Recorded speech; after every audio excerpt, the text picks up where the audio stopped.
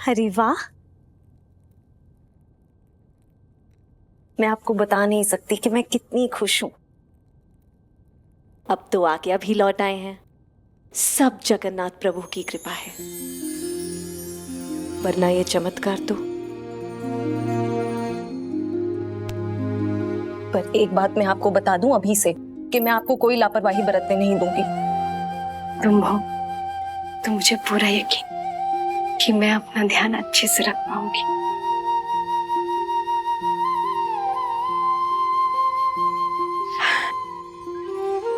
इस पर आपकी खुशियों को किसी की नजर ना लगे। पर ओपा, बच्चे के साथ साथ आपको अपनी सेहत का भी पूरा ध्यान रखना जरूरी है। दिन हो या रात, किसी भी समय बस एक बार आप मुझे आवाज दीजिएगा, मैं तुरंत आ जाऊंगी। क्योंकि इस बार सवाल खानदान का है, खानदान के वारिस का है। ये सब छोड़िए, मैं अभी आपके लिए काढ़ा बनाकर लाती हूँ।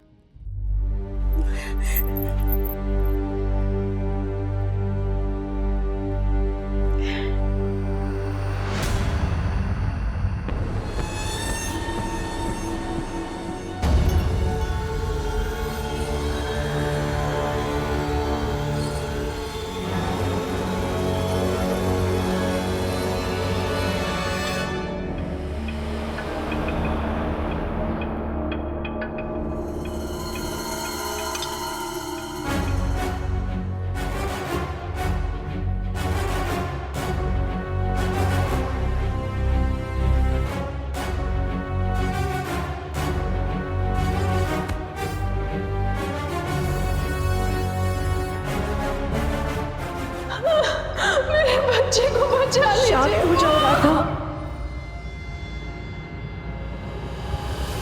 माफ करिएगा, मुझे इस बार आपकी ऐसी सेवा करनी है कि आपका ये बच्चा भी गर्भ से ही विदा हो जाए। और अगर उसके साथ आपको भी कुछ हो गया तो हो गया, मैं क्या कर सकती हूँ। लेकिन मुझे ये करना ही होगा, गदाधर के लिए, मेरे हरि के लिए। मेरे पास और कोई चारा नहीं है, और इस बार आपको बचाने वाला कोई नहीं होगा।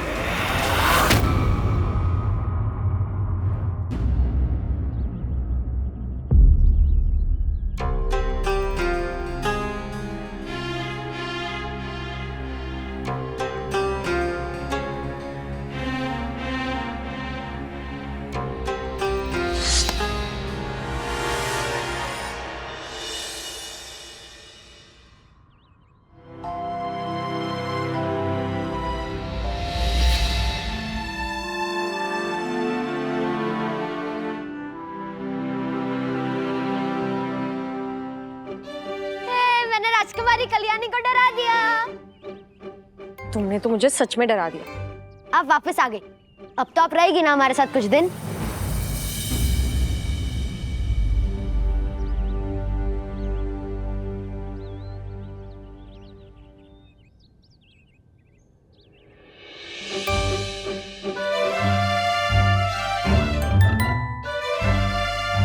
अरे वाह, और लो।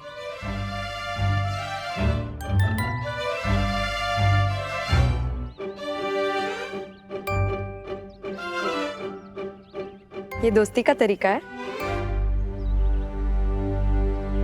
चलो फिर तुमसे दोस्ती ही सही। लेकिन माँ कह रही थी कि अब कुछ ही दिनों की मेहमान है, जल्दी लौट जाएंगी, और फिर तो आप मुझे भूल जाएंगी।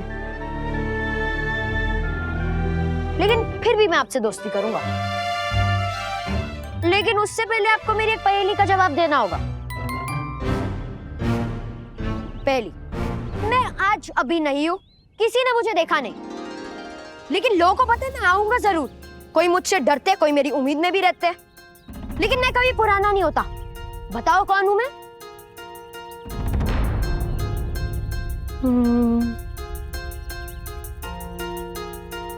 आने वाला कल। अरे, आपने तो इसका उत्तर दे दिया। चलिए मैं आपसे एक और पहेली पूछता हूँ। बीसों का सर काटा, ना मारा ना खून किया, बीसों का सर, ना मारा ना नाखून। अरे वाह, आपको सबके जवाब पता है। आपके साथ तो बहुत मजा आएगा। वैसे अब कहाँ जा रही थी?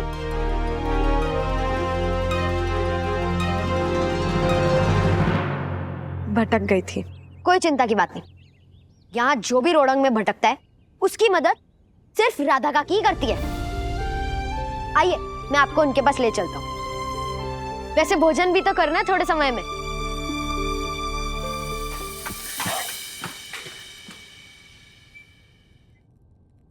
अरे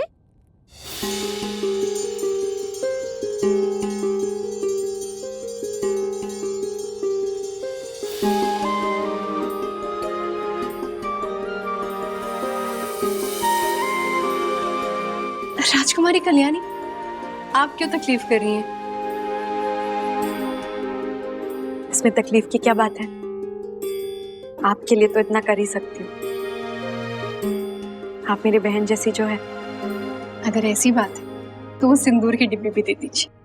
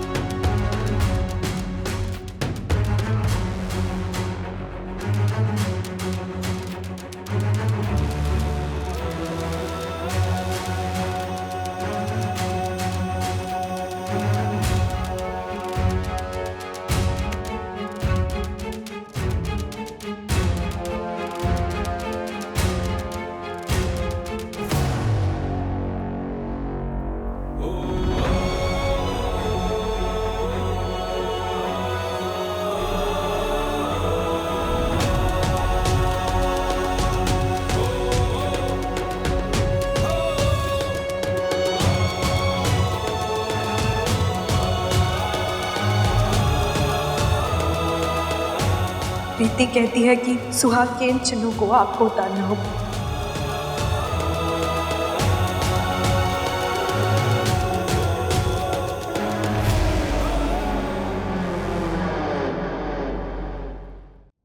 हर दिन जब मैं अपनी मांग में सिंदूर भरती हूँ ना, तो मुझे बहुत खुशी महसूस होती कि मैं बक्सी जी की पत्नी हूँ। और आपको पता है, उन्हें भी सिंदूर बहुत अच्छा लगता है।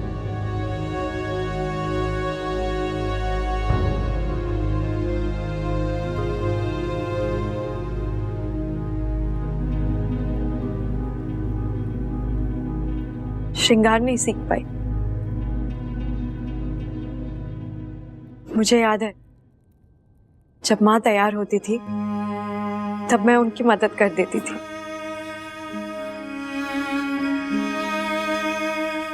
तब भी कुछ नहीं आता था मुझे।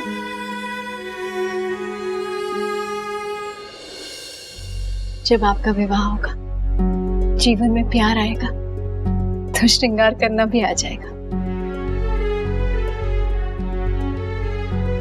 क्योंकि जब प्यार होता है ना, तो श्रृंगार करने की इच्छा भी होती है।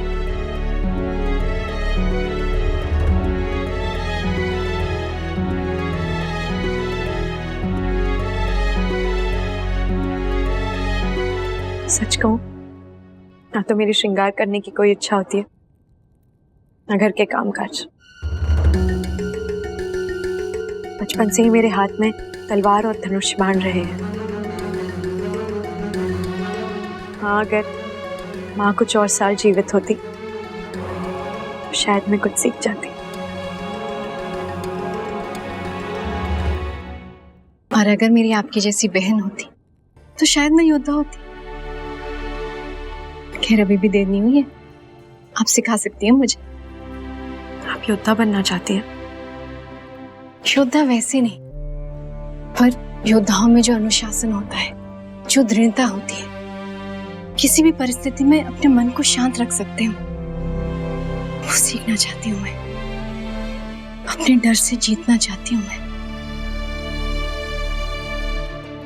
अपने बच्चे की रक्षा करना चाहती हूँ। आप एक योद्धा है, जय और पराजय अच्छे से जानती है। मैंने एक माँ के रूप में 3 बार संघर्ष किया और तीनों बार हारी हूँ, लेकिन इस बार मैं हारना नहीं चाहती, ना तो अपने डर से और ना ही अपने दुख से।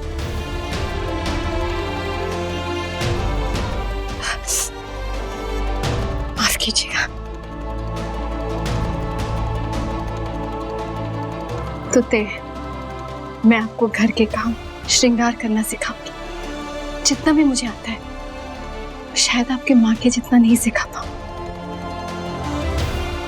और आप मुझे योद्धा बनना सिखाएंगी ना?